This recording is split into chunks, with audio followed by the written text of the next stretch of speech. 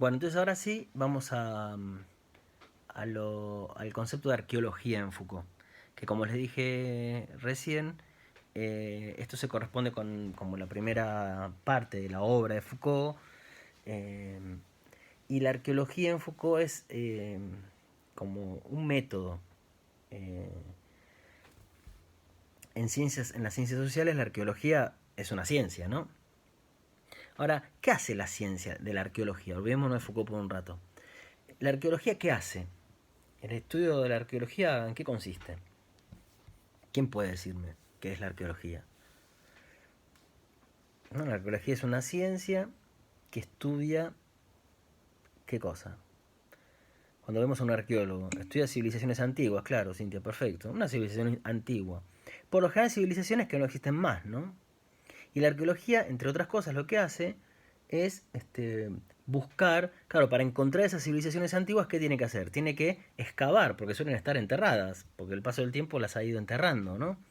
Entonces un arqueólogo, para alcanzar su objeto de estudio, tiene que desenterrar. Cuando desentierra, busca restos, muy bien Angélica, va encontrando restos, partes. Ahora, cuando desentierra, no sé si ustedes lo vieron alguna vez, que, ¿cómo son esos desentierros que hace la arqueología? Cuando uno excava, ve que, sobre todo cuando está excavando en un sitio donde hubo centros urbanos grandes, encuentra que a lo largo del tiempo hay como distintos niveles que se corresponden con épocas distintas. Yo excavo acá y encuentro unas ruinas, pero excavo más abajo y encuentro otras ruinas que son como de una ciudad anterior. Y así puedo encontrar muchas. Sí, por ejemplo, famosa en la ciudad de Troya, la famosa ciudad de Troya, hay como, sé, no me acuerdo bien ahora, pero eran como 7 u 8 ciudades que a lo largo del tiempo se fueron reconstruyendo y se construyen sobre los cimientos anteriores. Entonces, la arqueología excava y lo que encuentra son como capas, son como sedimentos que se fueron acumulando, ¿no? Y que cada capa se corresponde a su vez con una época distinta, con un periodo histórico distinto. Bien, eso es la arqueología, entre otras cosas, ¿no? Eh, Otra cosa tal vez que nos puede servir para entender el enfoque de Foucault, que sí hace la arqueología también, es algo a partir de lo que dijo Angélica recién, encuentra restos la arqueología, ¿no? Pero cuando la arqueología encuentra restos, ¿qué es lo que encuentra? Imaginemos que nosotros fuéramos unos arqueólogos de hace no, de que van a venir en 3000 años y encontraran este objeto. Encuentro este resto. No queda nada de todo esto, pero sí encuentran esto. No saben qué humanidad vivía acá, qué sociedad vivía acá, pero sí encuentran esto. El arqueólogo, ¿qué debe hacer con esto? En este resto tiene que poder encontrar de algún modo toda la sociedad, todas las relaciones que tiene esto. No solo saber que es un vasito, que había gente que lo usaba para tomar café, que es lo que hago yo, sino que eso es un vaso y es un útil, y hay un café que es un tipo de consumo que tiene que ver con un tipo de cultivo y de una manera de producir ese cultivo, y también el valor o el sentido que puede tener el café, porque esto era una práctica que alguien lo usaba para no dormirse, no es mi caso.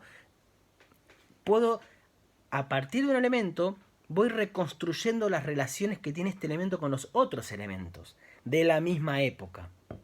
De tal manera que yo encuentro que un resto, un elemento así solito, está relacionado con una trama de elementos. Y toda esa trama forma ese periodo histórico. Esa es una idea que está presente en el Foucault de la arqueología, que es el Foucault, por otro lado, que está más próximo a lo que fue el estructuralismo, que tiene algunas de estas ideas que les estoy diciendo. Nosotros vamos a ver el estructuralismo más adelante, cuando veamos la historia de la antropología científica. Eh, entonces, recuerden que esta primera parte que nosotros llamamos del teórico es como plantear el problema del otro desde una perspectiva más bien teórica, ¿no? Con ejemplos, como estamos haciendo ahora, pero lo que estamos haciendo es aprovisionarnos de conceptos, ¿no? El concepto de arqueología, el concepto más adelante de genealogía, el concepto de otro, de mismidad y de otra edad. Son todas estas cosas que nosotros vamos juntando, ¿no? Y después, en lo que nosotros vamos a llamar los prácticos, vamos a ver una historia más particular, más específica, de cómo se fue construyendo el otro, que es la historia de la antropología científica, de cómo ese corpus de saber ha producido la otredad del primitivo del salvaje, ¿no? Entonces, la arqueología también hace eso, ¿sí? A partir de un resto reconstruye las relaciones que terminan definiendo a una época, que terminan definiendo a una concepción del mundo de una determinada época, de una determinada sociedad. Bien, ¿qué hace Foucault con todo esto? Bien, en este primer periodo que yo les dije que el objeto de estudio de Foucault es el saber y cómo emergen los saberes, en donde Foucault lo que intenta hacer es ver de dónde surgen los saberes, cómo se constituyen los saberes en una determinada época, Foucault va a inventarse un método que es el método arqueológico, que va a pensar, en primer lugar, que los saberes, ya lo dije antes, los saberes, primero, no son ese producto, digamos, neutral y objetivo de una facultad humana. No es una representación de ninguna realidad, sino que los saberes son discursos o enunciados que permiten que existan determinados discursos en una época. Esto es como una aclaración o un ajuste que podemos hacer a la concepción que nosotros solemos tener del saber. El saber no es lo que tenemos en la mente. El saber es lo que está en los libros, el saber es lo que está en una biblioteca, el saber es lo que dice un médico en la televisión o en el hospital. Es decir, los saberes son discursos, discursos que circulan de distinta manera en las sociedades, discursos que están, digamos, enganchados en distintos soportes. Entonces, esos discursos, dice Foucault, ¿por qué en una época hay determinados discursos y en otra época hay determinados otros discursos? Parece ser que no en todas las épocas uno puede decir o pueden circular los mismos discursos. ¿A qué me refiero con esto? A que según Foucault, las épocas se definen por una determinada trama discursiva. Piensa en una determinada trama discursiva, que es la que va a habilitar que algunas cosas puedan ser dichas y algunas cosas puedan ser vistas. Una trama discursiva, así como una especie de red de principios básicos que ponen las condiciones para una época de decibilidad y de visibilidad. Entonces, lo que en una determinada época se dice que es la locura y se ve lo que es la locura, de la locura, yo veo ahí el loco y yo lo veo ahí al loco. Y también digo, es un loco, acá está el discurso. Y eso es un enfermo mental, acá está el discurso. Veo y digo algo sobre ese sujeto, es un loco, acá está lo que digo y así lo veo. Eso que digo y veo es en realidad producto de una trama discursiva que ha posibilitado que emergiera un discurso que diga loco y que me permita ver a ese loco. Es decir, las épocas se definen por estructuras o tramas discursivas que son condiciones o que definen las condiciones de decibilidad y de visibilidad, las condiciones de lo que puedo decir en una época, de lo que es posible de ser dicho en una época y las condiciones de lo que es posible ser visto en una época. El saber tiene que ver con la cultura de cada uno, además de la época. Mira, la cultura de cada uno, yo te voy a responder a lo bestia, ¿eh? La cultura de cada uno no existe. ¿Cómo la cultura de cada uno? La cultura es lo que es común a una época y a una población. Con lo cual, no hay cultura de cada uno. La cultura de cada sociedad. Sí, el saber tiene que ver con la cultura de cada sociedad, además de una época. Es que una sociedad es una época. Cuando yo estoy diciendo en una determinada época, en ese concepto de época me estoy refiriendo, bueno, la época define a un tipo de sociedad. Si yo digo que nosotros vivimos en la misma sociedad que hace 100 años, estamos en la misma época. Si la sociedad cambió es porque cambió la época. ¿Se entiende, Marila? Son formas de definir los conceptos, es para que nos entendamos, en definitiva, ¿no? Entonces, según Foucault, existe una trama discursiva que define condiciones de decibilidad y de visibilidad. Quiero que se entienda bien esto. Cuando dije condiciones de visibilidad y de visibilidad, condiciones de lo que puede ser visto o dicho, no me refiero a que hay una ley que me prohíbe decirlo. No están las condiciones para que toda la época lo pueda ni pensar, ni enunciar, no lo podría decir en voz alta. Jamás hubiera ocurrido que hace 500 años en la Europa medieval o en el Imperio Inca apareciera un sujeto que dijera, che, ese es un loco y eso es un enfermo mental, porque en realidad no se le inscribió el significante del padre en no sé dónde. No hubiera sido posible decir eso. No estaban dadas las condiciones. Parece ser que lo que nosotros vemos de la realidad, como dije antes, es el efecto de esa trama discursiva. Es lo que la trama discursiva subterránea nos habilita a ver o nos hace ver.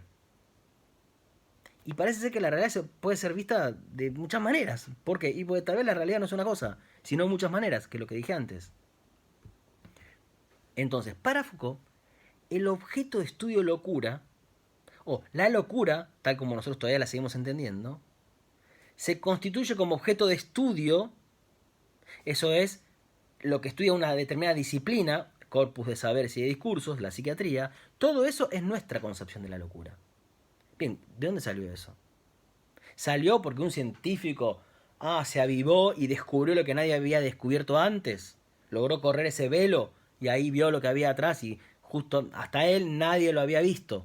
No, en esta época entendemos la locura de esta manera. Vemos de la locura esto, y para nosotros la locura es el objeto de estudio de una ciencia. Nombramos a la locura así, es una enfermedad mental, la nombramos de este modo. Entonces, esa trama discursiva, o esa estructura que hace posible que algunas cosas sean vistas o dichas, termina definiendo la verdad en una época, lo que una época considera como la verdad. Es como la cuestión presente. La cuestión presente actual es la locura. Y la locura es esto, esto y aquello, lo que dice la ciencia. Y ese saber es verdadero. Lo que una época considera como la verdad sobre la realidad. Que es esto, ¿no? Yo les pregunto a ustedes, che, ¿qué es la locura? Y me dicen, mira, la locura es una enfermedad. Bueno, y todos lo saben, todos, no solo ustedes que están estudiando. Cualquiera, le preguntamos a cualquier vecino que no sepa nada de ciencia ni de nada, te va a decir que un loco es un enfermo mental. Esta época considera que la verdad sobre la locura es esto. Bueno, esa verdad es producto de un juego de entrecruzamientos de discursos que ha hecho posible pensarlo, decirlo y verlo de esa manera al loco. Bien, les voy a dar un ejemplo distinto que nos va a servir para más adelante cuando veamos la mujer. Para entender cómo lo que vemos en la realidad es producto de los discursos. Insisto, no se confundan.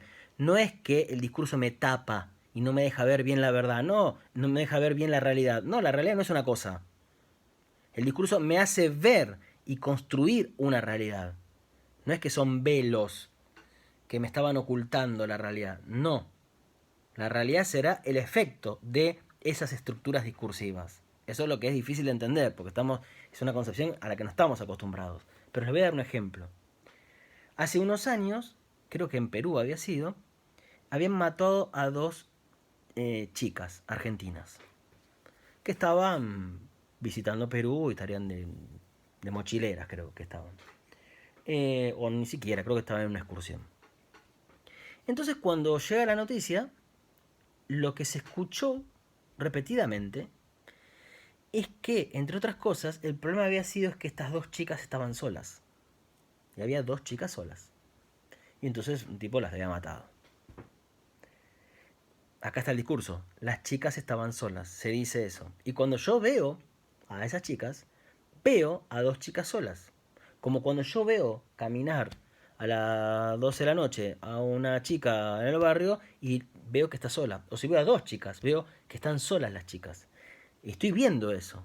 Y si me preguntan, digo, estaban solas. Acá está el discurso y lo que veo. Bien. Si hubieran sido dos chicos los que estaban en Perú, o si veo pasar a dos varones en la calle caminando a las 2 de la mañana, ¿veo a dos varones solos? Y digo, ¿sabes qué? Eran dos chicos y lo que pasa estaban solos. ¿Decimos eso? No decimos eso, no. ¿Cuál sería la diferencia? Es que acá y acá está. Nosotros vemos de la realidad lo que los discursos nos hacen ver de la realidad. Y nosotros vivimos en una cultura en donde hay un discurso muy espeso, que tiene una capa muy profunda, ya lo voy a explicar qué es esto, un discurso muy fuerte en relación al género, en donde la mujer depende del varón. Desde la costilla de Eva, la mujer depende del varón, no puede andar sola. Tiene que estar siempre en relación a un varón, porque cuando está sola, para la concepción de Occidente, hace estrago a la mujer. ¿No? Es el ejemplo que aparece en la época medieval cristiana. Hay un relato bíblico que se trae y se lee muchas veces, sobre todo para los tipos que daban discursos, para enseñar cómo había que vivir, que es el relato de Dina en el Antiguo Testamento, que es el relato de una chica que llega a un pueblo con su familia y la chica, en vez de quedarse en su casa, ayudar a la familia a establecerse, sale al barrio y se cruza con dos varones que la violan. Entonces Dina después vuelve a su casa y les informa a los padres, a los hermanos, y entonces los hermanos deciden vengarse. Y para evitar como, digamos, que estos hermanos se vengan matando a los violadores, el padre de Dina se junta con el padre de los violadores, que son como los dos jefes de familia importantes que hay en esa zona, y llegan a un acuerdo. Entonces el padre le dice, bueno, mira, para hacer las paces, yo voy a entregar a Dina como esposa a alguno de tus hijos y vamos a hacer una alianza. Fantástico. Cuando se van todos a dormir, salen los hermanos de Dina y el padre y asesinan a todos los varones de esa ciudad. Todo se desencadenó, ¿por qué? Por la violación, no. Todo se desencadenó por una mujer que salió caminando sola en la calle. Que despierta ese deseo pecador y asesino o violador en los hombres. Lo despierta. Es la mujer quien despierta eso en el hombre. Para evitar eso, la mujer tiene que salir acompañada.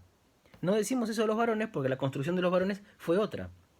Entonces, yo digo eso y lo veo, y uno lo ve. Veo así como por mucho tiempo, y todavía hay gente que lo sigue viendo así, estamos en un periodo como de transición.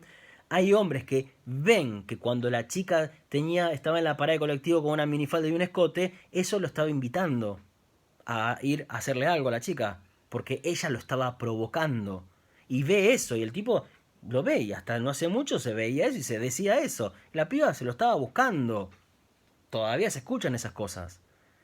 Ahí hay una persona que está viendo eso, que está viendo que hay una chica, una joven que si tiene una minifalda me está provocando, porque parece ser que ese cuerpo tiene alguna capacidad de atracción y de provocación sexual y hasta criminal que no tienen todos los cuerpos, y que si además lo muestra, bueno, se la está buscando. Eso lo decimos y lo vemos. Hay gente que ve eso todavía. Entonces, ¿esa es la realidad? No. ¿Esa es la realidad? No. Ahora, ¿la realidad es otra cosa? Tampoco. Lo que sea realidad, lo que termina siendo la realidad que experimentamos, es el producto de estos discursos. Si estamos en contra de eso y nos parece mal, y nos parece que es injusta esa realidad, nos parece que es terrible y es un horror que un hombre viole a una mujer porque la mujer estaba en cualquier circunstancia, si eso está mal, no es en nombre de otra realidad, es en nombre de otra realidad por venir que queremos hacer, en donde no existan esas relaciones entre hombres y mujeres, o en donde no exista esa reducción del cuerpo femenino a ser la sede del pecado libidinoso y de la atracción sexual, que estamos muy lejos de cambiar, porque digo, la idea que está detrás del violador es la misma que está detrás de un montón de otras prácticas muy aceptadas en nuestra sociedad. Porque cuando yo quiero vender un perfume, pongo una mujer en bolas. Y quiero vender a un auto y también lo hago. Y quiero tener un programa con mucho rating y también pongo a mujeres con poca ropa. Y parece ser que ahí hay una concepción en donde el cuerpo de la mujer tiene algo que no tiene el de los hombres. Porque aunque hay cosas que están cambiando, ya dije, no ponemos a hombres desnudos en las revistas. Ni hay, digamos, masivamente lugares donde hay hombres desnudos bailando. Y mucho menos se esclaviza a hombres como objetos sexuales.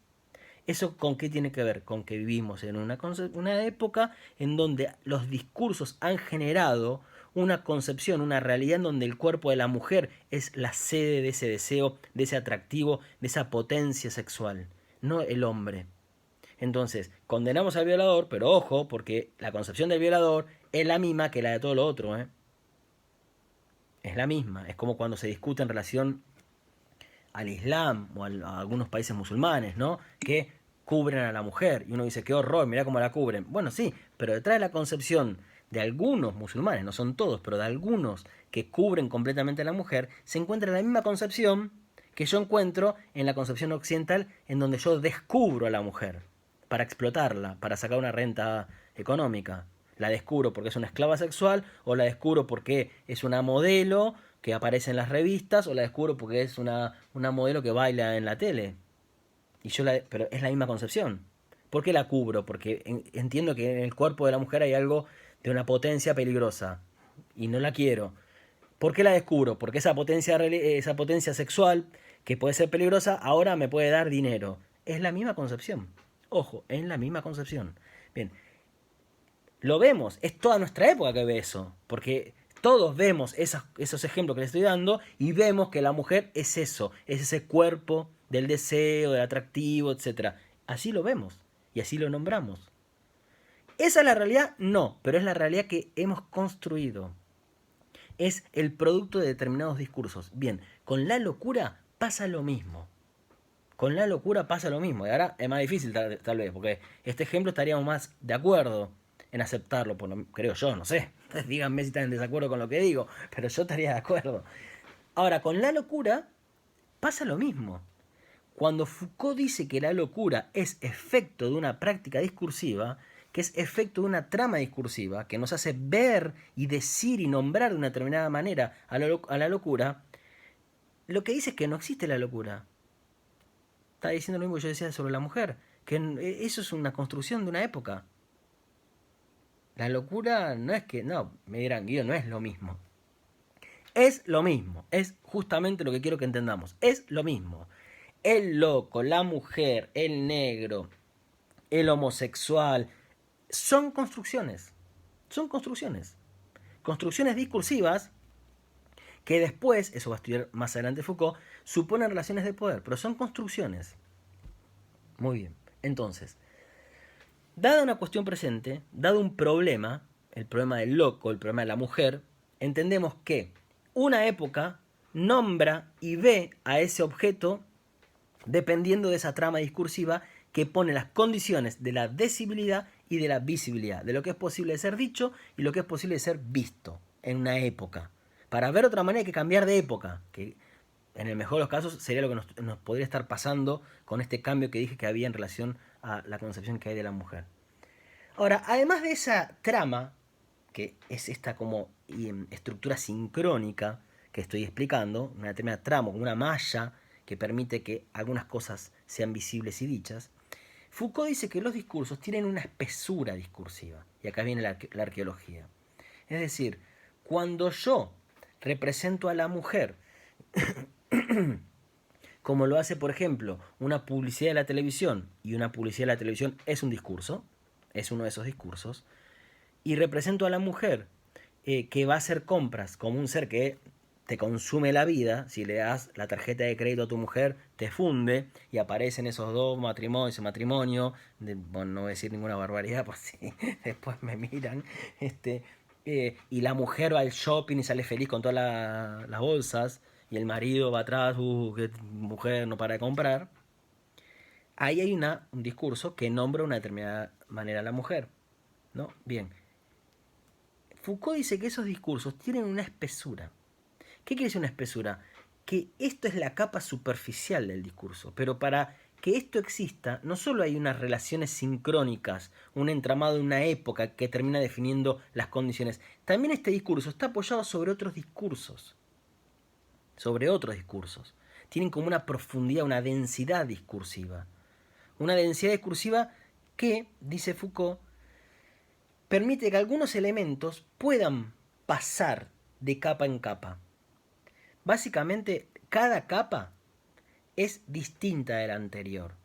Las capas son como heterogéneas. Es como si nosotros hiciéramos una lasaña. Y ahora ustedes me dan la receta, porque yo no la sé, pero imagino ponemos masa y pongo carne picada y pongo masa y pongo acelga y pongo carne picada, no, pongo masa y pongo carne picada, acelga, masa, queso, no sé. Son elementos distintos, pero todos se van apilando. Las épocas son capas discursivas, entramados discursivos que se van apilando. Y muchas veces un elemento que está acá presente se puede relacionar con un elemento que está en la profundidad. No como una evolución, no como un progreso, que es justamente la concepción contraria a la de Foucault, que es que el conocimiento va progresando y se va acercando a la realidad. No, eso siempre es construcción. Ahora, hay elementos que pasan, son como fichas o elementos que se desplazan y pueden sobrevivir de una etapa a otra, pero desplazados. Por ejemplo, en el siglo VIII a.C., en Grecia hubo un poeta que fue Hesíodo. De Hesíodo, nosotros conocemos el mito sobre el origen de la primera mujer, que creo que ya le dije la vez pasada, es un castigo para los hombres, ¿no? Porque los hombres, gracias a Prometeo, nos hicimos del fuego, entonces Zeus decide castigarnos. Y para castigarnos nos manda a Pandora, que es la primera mujer. Y entre otras cosas, esto que supone que a partir de ahora, los humanos, para reproducirnos, nos tenemos que casar. Porque la reproducción se da dentro del matrimonio. Antes nacíamos de la tierra los varones. Ahora hay que casarse. Es decir, el varón tiene que convivir con la mujer. Y este ser con el que estamos obligados a convivir, entre otras cosas, lo vamos a ver mejor cuando lleguemos a la mujer, entre otras cosas, ¿qué características tiene? Es un ser que es como una llama voraz. Consume. Entonces el hombre trabaja, trabaja, trabaja y la mujer consume todo lo producido por el varón. Entonces el hombre vive su vida desgraciado, sin parar de trabajar y sin poder disfrutar ninguno de los frutos de su trabajo. Siglo VIII a.C. Yo les pregunto, ¿ustedes qué creen? Los publicistas del Galicia, que es la propaganda que estaba nombrando, ¿leyeron Hesíodo? Dijeron, che, vamos a decir lo que dijo Hesíodo. No. Ahora, esos tipos forman parte de una estructura discursiva que tiene una espesura en donde sí está Hesíodo, siglo VIII a.C., exactamente, en Grecia. El discurso que todavía existe sobre la mujer, aunque la concepción actual, acá está la capa nuestra, no es la misma que la de Grecia, no es la misma, hay elementos que han pasado y otros que no. Cuando yo digo acá, mirá, no le des la tarjeta de crédito a tu mujer porque te funde, yo ahí estoy repitiendo sin saber una concepción que viene de hace un montón de años. Es como si yo le dijera, una ciudad que está acá sostenida se sostiene sobre la otra ciudad. Ahí está la arqueología. ¿No? Son capas distintas que tienen historias distintas, pero una, por ejemplo, está apoyada sobre la otra. Bien, esta capa actual está apoyada sobre la de Grecia. Y en este sentido hay una continuidad. Después hay un montón de discontinuidades también, de rupturas, pero también hay continuidades. Por ejemplo, esta es pensar que la mujer es una llama voraz que consume los bienes producidos por el varón, como si no hubiera pasado el tiempo. Y pasaron casi 3000 años, ¿no? Ok, muy bien, ¿vamos bien?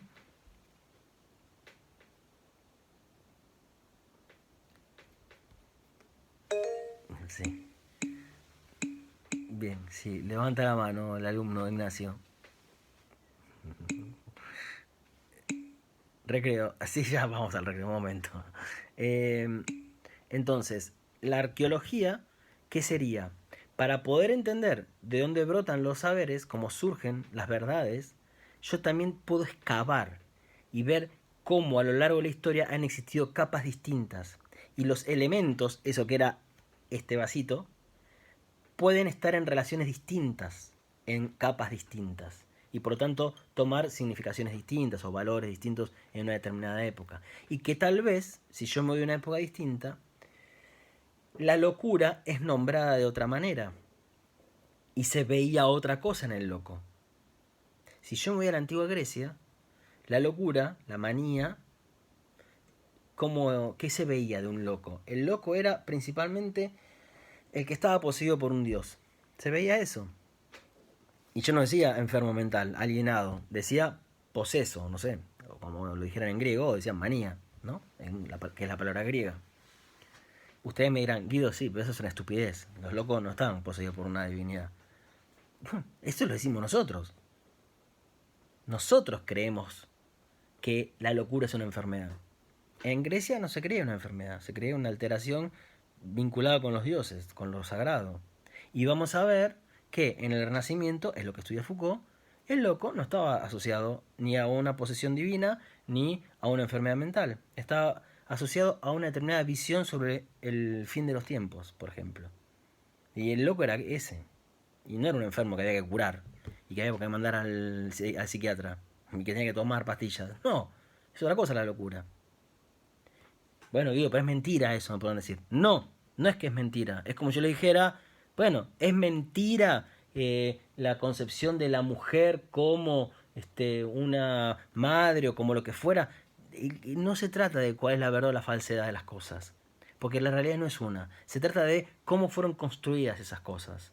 Cómo fue construida la realidad que nosotros tenemos. Cómo fueron construidos los saberes que tenemos. No si son verdaderos o falsos. Cómo fueron construidas las verdades.